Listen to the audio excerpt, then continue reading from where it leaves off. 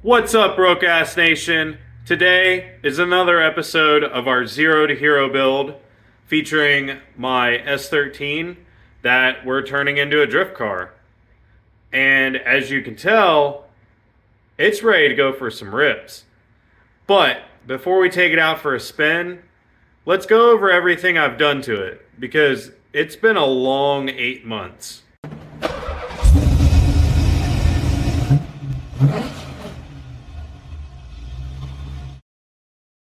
All right, so we'll work our way from the front to the back. Ignore the Halloween decorations and other crap over there. Still don't know what to do with any of that stuff. But anyway, so first off, we put a brand new cold air intake on it. It basically is the same one that was on it. When I took the old one off, I noticed this weld here was broke. So that's not good, sucking air through there. And also these two boots were extremely worn out, and honestly this whole entire air intake was like 50 bucks on eBay. So no brainer. We also relocated the battery to the back. I will show you that later. I redid the fuel lines from the front to the back with some steel braided stuff. Let's see. Deleted the air conditioner. Not going to need it anymore. We also put this nice ISR header on here. Put a brand new rack and pinion on here. New power steering lines. S13 brake master, because the front now has some S13 brakes. I will put a picture up here of the old and the new. Alright, so working from the front to the back, I told you guys I put a new steering rack on it. I also put some extended inner tie rods on it and rack spacers. I also put a GK Tech angle kit on the front. I have a nice ISR, whatever that arm is called on the front.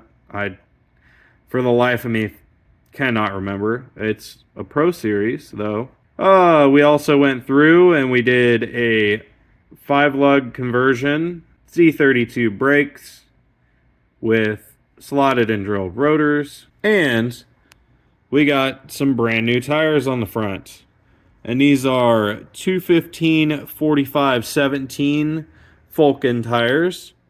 They fit extremely well, especially on these Mustang SVT rims. They fit extremely well. We also have the ISR coilovers. So, working our way back, I'm probably going to forget some stuff, and I do apologize. Like I said, it has been like 8 months. So, I guess we'll work our way inside. Oh my god, where's the steering wheel? Oh look, it's over there. I should probably be on that side. But first, we got this nice NRG seat. This is temporary. I just needed something that fit because that handbrake was kind of in the way. By the way, Villain's handbrake. Phenomenal. So, there's the nice NRG steering wheel with quick adapter, quick release, whatever the hell you want to call it. We have the battery, which has been relocated into that box. I think that was about it in here. So then, underneath here, we have stuff that you cannot see. Yeah. So, underneath the car, we literally took and stripped it all down. I cleaned it real good. I put POR 15 undercoating. Yeah, trust me, it's pretty pretty nice. Um, we also put a GK Tech solid transmission mount on there. Very nice. Um, there is also, I think it's an ISR. Don't quote me on that. Can't really remember. A ISR one-piece drive shaft. I also put a ISR high flow cat to bolt up to the ISR blast pipe exhaust.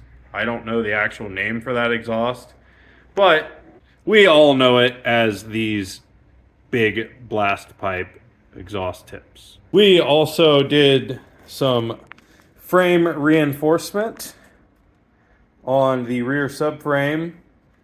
We welded the differential, and I'll put some pictures up here.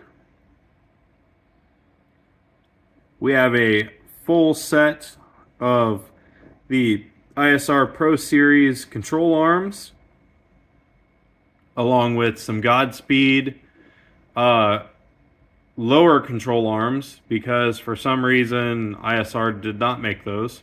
Then we have the nice 5-lug swap. We have some slotted and drilled rotors. The dual caliper setup from Villains. And of course the ISR coilovers. Now, that's all I can remember off the top of my head and just going through looking at the car right now. I'm sure I'm forgetting stuff like the GK Tech solid subframe bushings. Yes. But anyway, I mean, that's most of the major stuff. There's a few things left to do as of right now. And one of those is I still need to get a actual alignment. I aligned it using the string trick. So I have it really close, at least with the toe, but I'm not sure where my camber and my caster are. So I think they might be a little off of what I need. But either way, it's good enough to drive around, not super far, but it's at least good enough to drive around to do some ripping. Also, I still did not get the harness bar in there. I do have one, and I have a harness, but for some reason I could not get the harness bar to really fit properly. I don't know if it's the harness bar I bought or if it's me. Well, it's probably me, who knows. But, like I said, we'll get to it. I also plan on deleting the cat hump so I can put my other seat in there so it'll sit lower. Hopefully that'll come later this winter. But let's go take this puppy for a spin.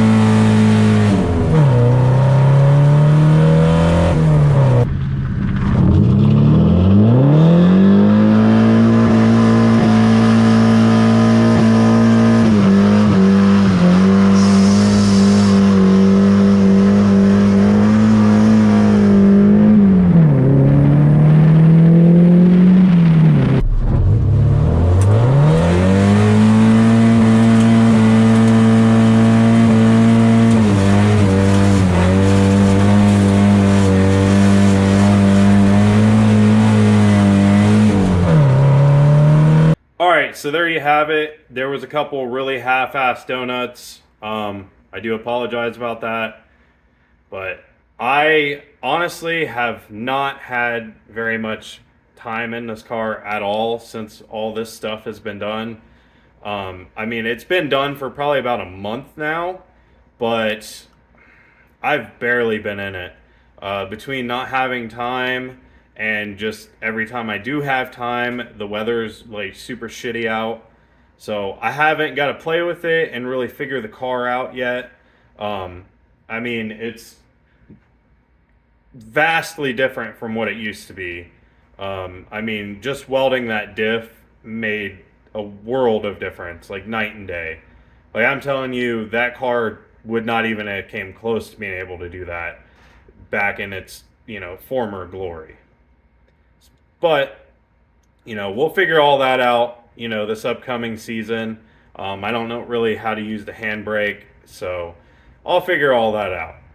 Um, but like I said, for wintertime here, I'm gonna probably flatten the floor by removing the cat hump.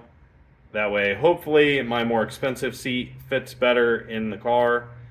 We'll find out. We'll see how that goes.